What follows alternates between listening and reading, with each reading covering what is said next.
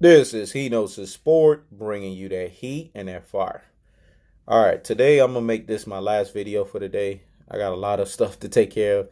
Well, when am I not busy? But today, for some reason, it just seems like it's all packed. So, see, I always find time to make time for you guys. You know what I'm saying? Because that's how I am, man. I'm all about making these videos because at the end of the day, I make them because it's a good way for me to vent and say what I need to say. You know what I'm saying?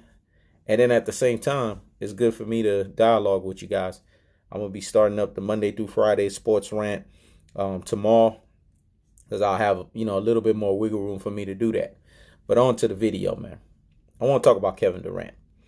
I want to talk about the disrespect, you know what I'm saying, with this guy. It's so interesting how the Toronto fans, and it's not just the Toronto fans, a lot of folks are exactly the way those Toronto fans are when it comes to Kevin Durant. You guys saw my last live stream on Sunday. You know what I'm saying? This guy got on the live stream and he got on an emotional rant. I don't know if it was the joint that he was smoking. We're going to chalk it up to the joint. That's what we're going to chalk it up to. Because usually dude is more clear-headed. But dude showed his vitriol, his disdain, and his hatred for Kevin Durant. But he's not the only one that sees it that way. A lot of people see it that way, man. That's the truth of the fact of the matter. They can't stand Kevin Durant because Kevin Durant represents something that they wish they were. Kevin Durant is a confident man that's confident in his own skin. I don't know why folks can't see that. LeBron James is a guy that's trying to make you believe he's confident. He's one of those guys that try so hard while Kevin Durant's just being. See, that's the difference between those two guys. This is what makes me respect Kevin Durant. This is not about fanboying, man. It's about truth telling. It's about being a cold-hearted, unadulterated, and cutthroat truth teller. And the truth of the fact of the matter, because I know you guys like when I say this, so I'm going to say it again. And the truth of the fact of the matter, no. Number 3 is for confirmation, so let me say it again. And the truth of the fact of the matter is this. Kevin Durant is that guy. KD Trey 5. He is that guy, folks. He's nothing to play with. He's the man. He dominates. And here's the thing. It's unfortunate that now this calf 2 strain is looking like it's an Achilles injury. Now you got idiots like Max Kellerman that's going in the media saying, oh, I wouldn't sign him to a max deal. But again, see, this is the stuff that I'm talking about with media zealots. They go from one narrative to the next. First, they said, oh, he's soft as cottonelle tissue, just like the guy that was emotionally ranting on Sunday. I think he needs to rescind that if he's smart. You know, when you have a platform, you have to think of the bigger picture. It's not about your emotions. Because, see, when you let your emotions get in the way, then you lose people. This is what people don't understand about having a platform, especially when you put your face out there. Because everything you do on social media, everything you do on social websites, they are calculated and quantified. They stick. Just like when Catwoman told Batman that, right? On The Dark Knight Rises in 2012. See, every time I watch movies or I watch whatever, or I'm reading books or whatever, any term that is impactful, is deep and profound, it sticks right here, man, in the corpus callosum. It sticks right here in the cerebellum. I let it marinate in my brain cells. And then I use it for another time because I liked to take jewels, man. And I implore people to always be taking them gems and them jewels. But Catwoman told Batman, everything that you do, it's calculated and it's quantified. It sticks. It stays with you forever. It doesn't go away. And boy, did she tell the truth. It was a movie, right? But that's the truth in life. When you put yourself out there as a public figure and you say that Kevin Durant is soft as shit, right? And you supposedly call me a dickhead. Then you turn around and say the man is soft as fuck. But then he comes out last night and has a calf 2 strain, mind you, but goes out there and plays for his team and shows everyone that maybe he's not about himself. Maybe he is about the team and he is a team player. That's what he did last night. He gained a lot of respect from a lot of fucking people. But if you're going to not eat crow and hold to that pride and that ego, because see, that's the problem with people. They let their emotions, they let their lies and they let their bias get in the way of the bigger picture. When you are running a platform, when you're running a business, your business has to be the end all and the be all. It has to be about that, man. Everything else gets pushed to the side, businessman. When you're about business, emotions gets pushed to the damn door. It doesn't matter how I feel. Like the Andy Ruiz Jr. I was mad, man. I could have been a biased idiot and say, oh, man, AJ did it. No, I ate my crow. And I accepted the fact that I picked the wrong person. That's what you do. Because when you say something and it doesn't go your way, you have to man up and admit it. It's really that simple, man. Just like you're a person that may want credit all the time, right? Or most of the times. When something doesn't go your way, you have to man up.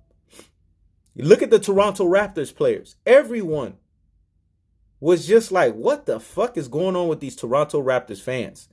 But it's not just these Toronto Raptor fans that feel like that about Kevin Durant. There's a lot of fucking people that feel like that.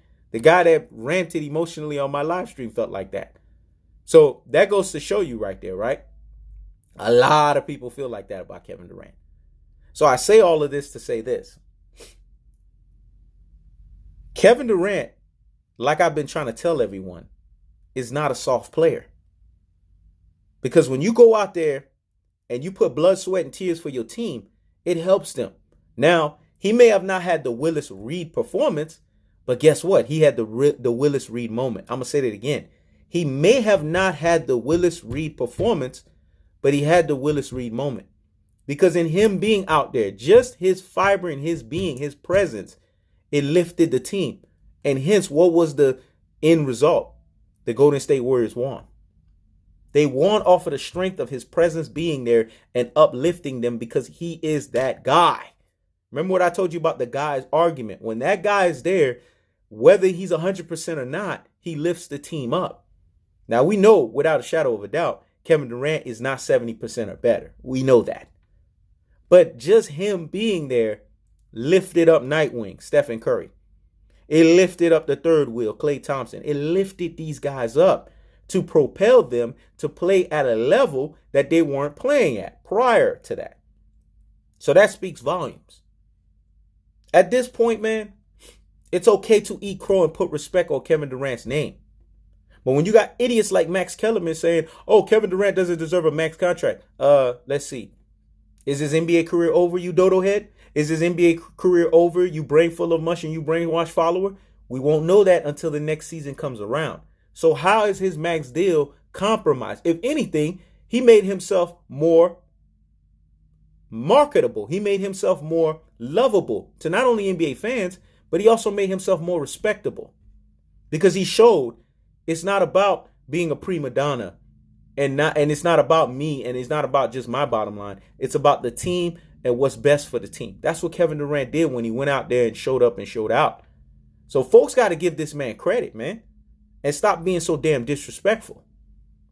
Because when you do that, like I said before, when you got a guy like Kevin Durant, when you got somebody like myself, you know what I'm saying? When you got somebody like a Floyd Mayweather, people tend to have vitriol, or Kobe Bryant. People tend to have vitriol against people like us because we are men with purpose. We have an abundance mindset and we are comfortable in our skin. And it irks the fuck out of people, man. Because like I've said before, it's a self issue, man. Remember what I told you? Self-deception is the worst form of deception there is. See, he knows in sport, you don't just learn about sports here, man. You don't just learn the truest and the highest and the most properest levels of what sports should look like. You also get life lessons here. Because there's not too many things under the sun that I have not done. I'm going to say it again. You also get life lessons because there's not too many things under the sun that I have not done. I'm a 37-year-old man. I feel like I'm in my I feel and look like I'm in my late teens to early 20s. But I think like I'm damn near double my age because I've been around and I've experienced some shit. Both good times and hard times. And I'm pretty sure I'm going to experience both of those shits as long as God keeps me on this planet. So I know some stuff when I'm talking here. See, and I told people, man, if you define people by their age, then you underestimate them. Because what did I tell you? The old people have wisdom through their experience and through their age, but the young people have wisdom through their strength and their youth. Remember, there's strength-based intelligence and there's wisdom and age-based intelligence. That's the difference. But it's still intelligence nevertheless. Because there are people that are young, but they are well older than their years. Shout outs to my sister Beverly Rose, boxing. Check her channel out. This girl right here is well beyond her years in the way that she comprehends herself. And it damn near impresses me. I tell her that every time. Because I see where her mindset is at. She's 21, but damn near she think like she's somebody in their damn 40s. But see, here's the thing. This is what I'm trying to tell people. Age does not define the person. It's the person that defines the person. Kevin Durant is a player that is comfortable in his own skin, folks. And folks get mad at that. You know why they get mad at that?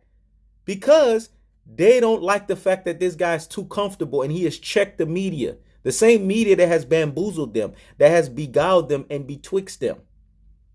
They get mad at that. Because he called them out for who they truly are.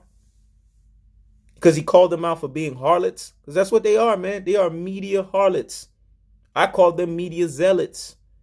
Because what they do is, once it's a narrative that they want, and this is where you can see they're filled with lies and bias, but we know journalistically, right? Journalism is not supposed to be filled with lies and bias. But here's the problem. You're dealing with humanity. You're dealing with human beings. Who is behind the journalism? It's humans, folks. I'm giving y'all common sense at the highest levels. When you put humans behind something, there's going to be bias and lies because it's going to be that bias and that person's lies and how they see things, their subjective viewpoints. And these people have infiltrated and put their subjective viewpoints that Kevin Durant is a cupcake. Kevin Durant has done the weakest move we've ever seen in NBA history. Mind you, we've seen these moves before. Matter of fact, he's not even the author of the move. They're just mad because he played chess better than LeBron James. That's really what it boils down to. And single-handedly shut the man's legacy down. This is what we're talking about. Now we're running a narrative that, oh, we don't know if Kevin Durant is going to be this game. The landscape of the NBA has changed. Are you fucking kidding me? The next season hasn't even started. We don't even know what Kevin Durant is going to be next season. So we're going to run with this narrative? This is the stuff I'm talking about, man. The hate for this man is unreal. Instead of people just sitting there humbling themselves, right, and eating crow, they don't want to do that. But I've always learned this. This is from the good book, man. A man's pride leads him to his fall. I'm going to say that again. A man's pride leads him to his fall. Pride comes before a fall. I'm going to say that again. Pride comes before a fall. So if you want to be prideful, you want to be emotional, you want to rant, you want to show your case, yourself, to be this hater and this troll of Kevin Durant. I mean, really, do people not understand the level of energy that it takes to hate and troll, man? It takes so much of that level. And I don't care if you're a regular person that comments on videos that just likes to do hating and trolling like this Wasset guy, or if you're a person that has a platform, right, and you're doing it. It doesn't matter if you're on that level. A hater is a hater and a troll is a troll. And you have to accept that. And if you don't want to accept that term, then you have to do the very thing that you're not willing to do, which is eat crow and admit some shit. Because we got to do that in life. We all have to do that. I have to do that. Do we like to do it? Freak no. Who likes to do that shit? But it speaks volumes to the character of the person that you are when you do it. So I say all of this to say this. Stop the presses and pump the brakes on the hatred and the trolling for Kevin Durant. Really, is it that serious, folks? Are you really going to allow yourself to be bamboozled, beguiled, and betwixt by the media zealotry in today's media? And if you are, you need to do some self-reflection. This is He Knows the Sport, checking out.